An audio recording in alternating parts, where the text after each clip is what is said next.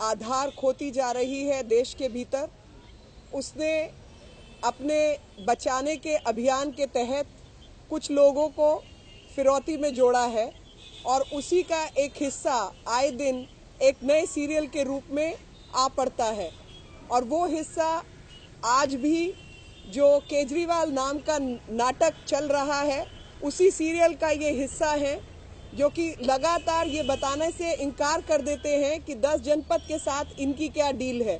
और 10 जनपद की जो डील है वो सामने आती है कि केजी बेसिन को लेकर अगर किसी ने इस मामले को उठाया तो वो भारतीय जनता पार्टी ने उठाया, श्री यशवंत सिन्हा ने उठाया, प्रकाश जावड़ेकर जी ने उठाया और तमाम जगहों पर भारतीय जनता पार्टी के लोग लगे रहे। ये केस आज सुप्रीम कोर्ट में चल रहा है और इस प्राइसिंग को लेकर कि कितना दाम होना चाहिए, कितना दाम नहीं होना चाहिए, वो मामला आज कोर्ट में पेंडिंग है। केजरीवाल जी की आदत है कि सेव कांग्रेस अभियान, और इसको मैं आज कांग्रेस सुरक्षा दल के नाम से पुकारना चाहती हूँ कि इसका मकसद कुछ और नहीं है सिवाय 10 जनपद को बचाने के। और उसी के तहत चाहे वो केजी बेसिन का मामला हो, चाहे कॉमनवेल्थ गेम्स के घोटाले का मामला हो, चाहे 2G स्पेक्ट्रम के घोटाले का मामला हो, चाहे कोयला घोटाले का मामला हो, लगातार उनसे कांग्रेस पार्टी को कैसे बचाना है इसी अभियान में श्रीमान केजरीवाल लगे हुए हैं। और इसकी आप नियत देख सकते हैं कि सबसे पहले जिस समय पर भारतीय जनता पार्टी ने मामले उठाए तो इन्होंने हर मामले पर कहीं ना कहीं कांग्रेस का साथ दिया। 20 तारीख को जिस दिन सुनंदा थरूर जी के मृत्यु का रिपोर्ट आई, पोस्टमार्टम से पता चला कि उनकी मृत्यु जहर से हुई है, उस दिन पहला धरना हो जाता है। दूसरी बार जब तेलंगाना को लेकर राज्य सरकार और केंद्र सरकार में आपसी मतभेद दिखाई देता है कांग्रेस पार्टी के अंदर, तो दूसरा धरना हो जाता है। अगस्ता वेस्टलैंड डील की जिस दिन चिट्ठी आती है तो अरुण जेटली जी के घर के बाहर धरना हो जाता है। लगातार ये इस तरीके की हरकतें करते रहे हैं और सिर्फ ये एक तरफा हरकत नहीं है, दूसरी तरफ से भी वैसी ही मदद मिलती है कि जब इनका पहला महीना पूरा होता है और रिपोर्ट कार्ड पढ़ने की बारी आती है तो उस दौरान जब ये अपना पढ़ डालते हैं और प्रेस से प्रश्न का समय आता है कि प्रेस अब इनसे प्रश्न करेगी उन विषयों पर, तो उस दिन उस समय पर कांग्रेस का एमएलए खड़ा होकर बाटला हाउस चिल्लाकर उस प्रेस को तहस नहस कर देते हैं। और उसी सिलसिले के अंदर एक पुरानी घटना,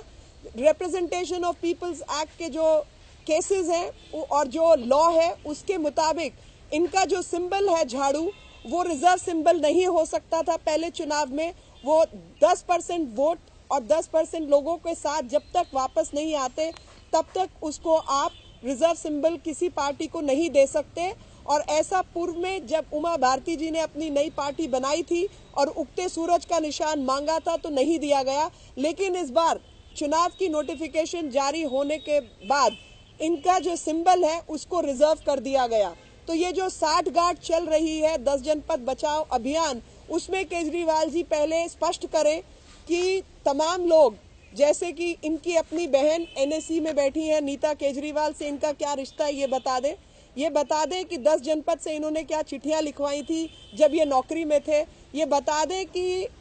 जो मनीष सिसोदिया और ये खुद केजरीवाल जी हैं, ये दोनों अरुणा रॉय के साथ काम करते थे। और योगेंद्र यादव न केवल नेशनल एडवाइजरी काउंसिल के मेंबर थे बल्कि ये ऐसे व्यक्ति थे जो कि राहुल गांधी के भी एडवाइजर थे। तो जो लेन देन इनका आपस में है और जिस तरीके से भ्रष्ट रूप से फोर्ड फाउंडेशन और तमाम पैसा इस देश में आ रहा है, तो इनकी क्या डील हुई है ये भारतीय जनता पार्टी जानना चाहती है। भारतीय जनता पार्टी जानना चाहती है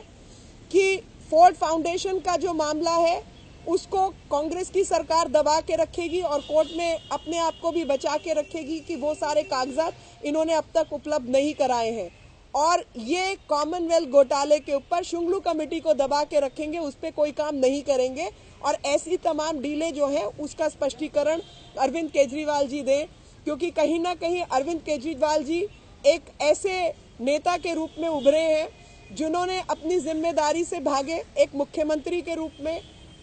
तमाम जगह पर जो कुछ झूठे इन्होंने झूठ की खेती की है इन्होंने, वो भी सबके सामने है। और ये जो सीरियल चल रहा है सेव द कांग्रेस, उसका रोज एक नया एपिसोड केजरीवाल जी प्रस्तुत कर देते हैं और तमाम मीडिया का जो ध्यान है उसी तरफ आकर्षित हो जाता है। तो ये कांग्रेस बचाओ अभियान में इनकी और क्या क्या आने वाले सीरियल हैं, जरा उसकी पृष्ठभूमि बता दें।